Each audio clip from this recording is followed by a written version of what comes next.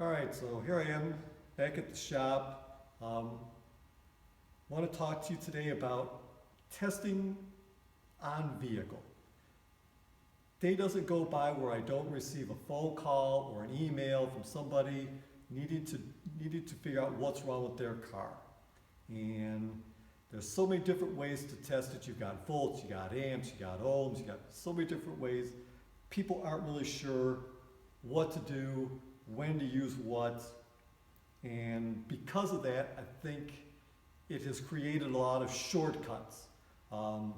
Hitting starters with hammers, disconnecting the battery cables while the car is running to see if the alternator is bad. The problem with these tests are they don't eliminate the possibility of the wiring being bad.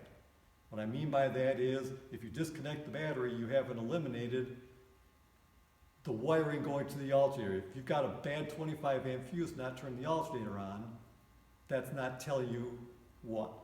If you strike the starter with a hammer, you're still going through your same key switch or your start button, you haven't eliminated any of that.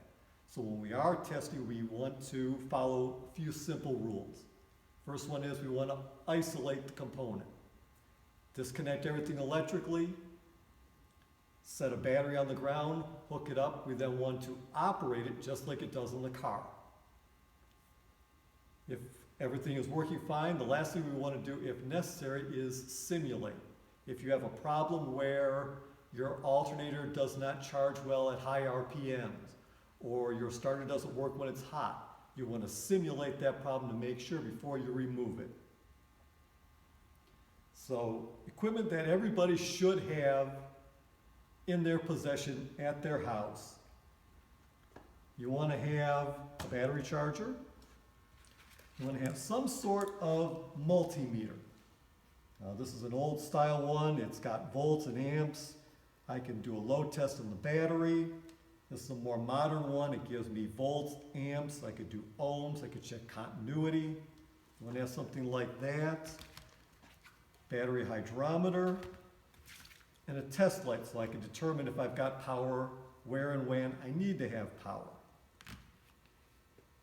If you have a car like this 57 Nomad, where it has been customized, it's got a later model engine, it's got a later model transmission, steering column, it has vintage air, a later radio, you want to make sure, and a later model updated wiring diagram.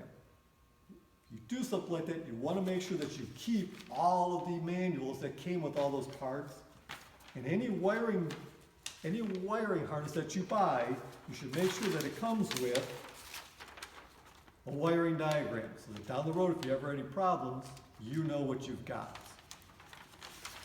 If you've got a car like, say, the 48 Cadillac over there, you should make sure that you have an original shop manual.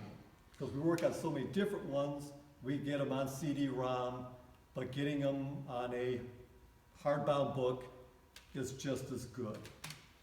Second thing you want to get, and you should have, is also an aftermarket shop manual. The reason that we do that is we have seen where the original factory shop manual was not as accurate as the aftermarket one. We had a situation on a LaSalle where the wiring for the headlight switch was wrong in the shop manual, a factory manual, but correct in the aftermarket.